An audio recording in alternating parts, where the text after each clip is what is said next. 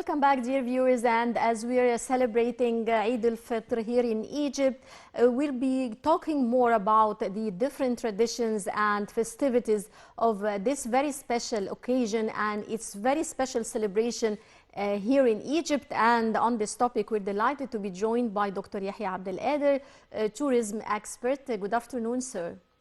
Good afternoon and Eid Mubarak. Eid Mubarak and كل سنة وحضرتك طيب. Sir, Egypt has its special traditional way of celebrating Eid al-Fitr. How do you see this can attract tourism to Egypt? Well, really, yesterday the whole Islamic world, all the way from New Zealand, Australia up to San Francisco, like they were celebrating, like the feast, Eid for Eid al-Fitr. So it was a great occasion, and in Egypt, historically, it has been one of the major, countries and Cairo cities in the whole world, metropolis, celebrating Al-Eid and holding the prayers. And the President Sisi yesterday, he performed the Eid prayers at the Grand Mosque at the administrative capital, and he was joined, by hundreds and thousands, of worshippers at the Grand Mosque. So really, we have great festivals and celebrations that makes it so distinctive in Egypt, in all major cities and metropolis as well. Right, sir, with more renovations of historical and religious places of mosques, churches, and even Jewish temple, how can this push religious tourism here in Egypt? Well, we have seen, of course, like the prayers held at Al-Amr ibn al-As, Grand Mosque, there was hundreds of thousands gathering over there. We have the same, like at Sayyidah Zainab and other religious landmarks, spread out all over Egypt.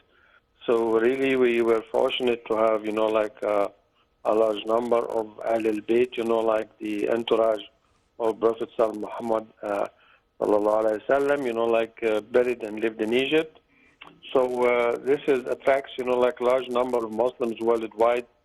They like to come and visit the shrines, and hold the prayers as well. So really, as well as we have, the Holy Family, journey to Egypt. There are many, denomination of Muslim, who like to come and visit the holy shrines, and enjoy these spiritual tours. Right. Well, sir, Egypt has a very special mood of festivities here in Egypt. Eid celebrations are very special and unique. What are the most attractive destinations in Eid for foreigners here in Egypt?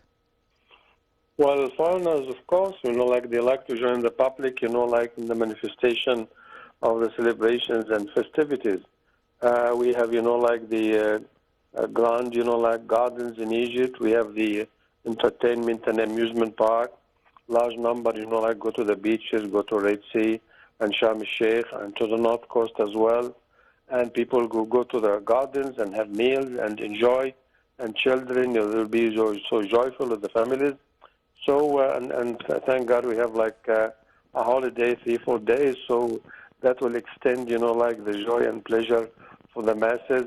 And many Egyptians living abroad, they like to come and join their families, and as well as large number of our brothers from the Arab world and the GCC, they like to come and spend, Eid in different Egyptian cities and locations.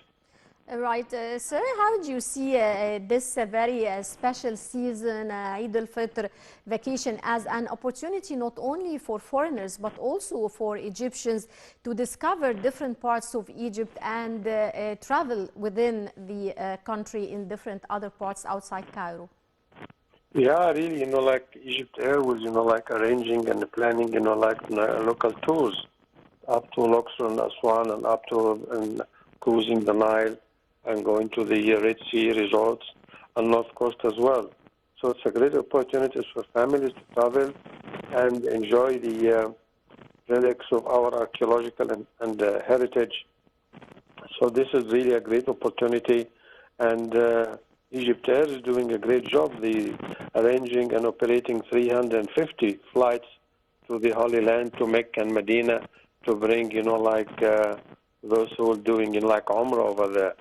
So we have a busy season, and the hotel occupancy rates really are very high. Right, sir. What are different means of boosting internal tourism? Well, as I remember a long time ago, Ministry of Education and Information, they used to arrange trips for students, as young as 12, 15 years old. And this tradition has been kept on to make them visit Upper Egypt, the beaches, the shores, and the historical and the heritage sites. So this is the role of the Ministry of Education. And then when they, grow up, associations, clubs, and the Ministry of Tourism and Archaeology, they plan such tours for Egyptians, and locals and expats to check on, the archaeological and the great museums that we are having now in Egypt. So there's a great progress in that respect. Right. Sir, as a tourism expert, what are the best ways to promote excavations in historical sites here in Egypt? Well, we've been, fortunate and renowned, for the archaeological finds, that we get, with foreign expeditions. We have at least 20 to 25 foreign expeditions working in Egypt for the time being.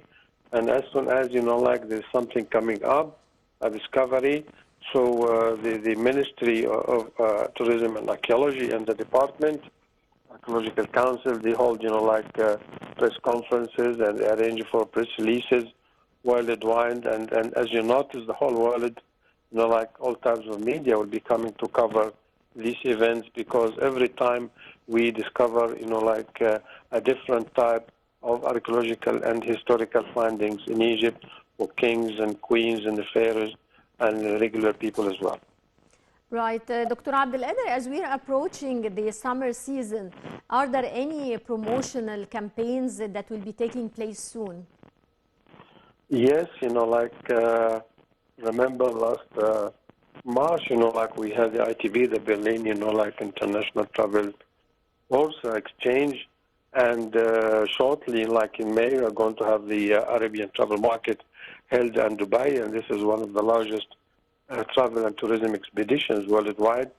So the ministry joins the international exhibitions and travel shows and promote Egypt all over, from Australia to Asia, to Europe, to the US, to Latin America. So that's why, inshallah, we'll be reaching the 30 million visitors mark soon, with more hotel rooms added shortly this year and upcoming years as well. Right. Well, I would like to thank you so much, Dr. Yehia Abdul, tourism expert. Many thanks for your insights, sir. For those